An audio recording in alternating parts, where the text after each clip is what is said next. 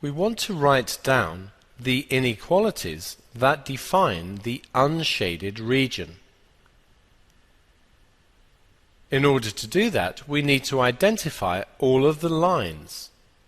This is the line x equals -2.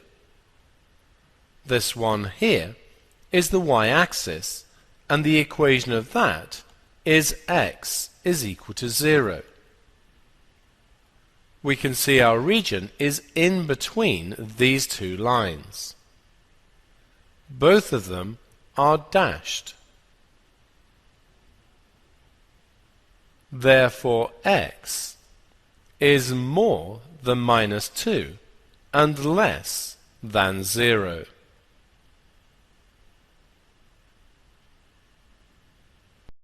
Now let's look at these other lines. This line is the line y equals -3. It's horizontal and it goes through -3.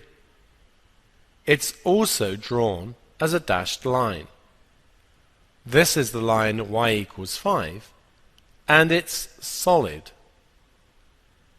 Our region is between these two lines, so y is going to be more than -3 but less than or equal to 5. Less than or equal to because of the solid line. We now want to write down the inequalities that define the shaded region shown. We can see that it goes to the right of the y-axis. The equation of the y-axis is x is equal to 0, and it's drawn solid.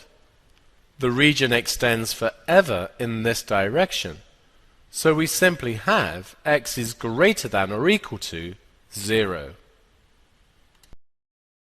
We're now between these two other lines. This is the x-axis.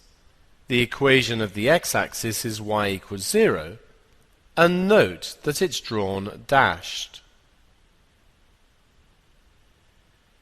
This is the line y equals 3, and note that it's drawn solid. The inequalities we want then are y is greater than 0 and less than or equal to 3.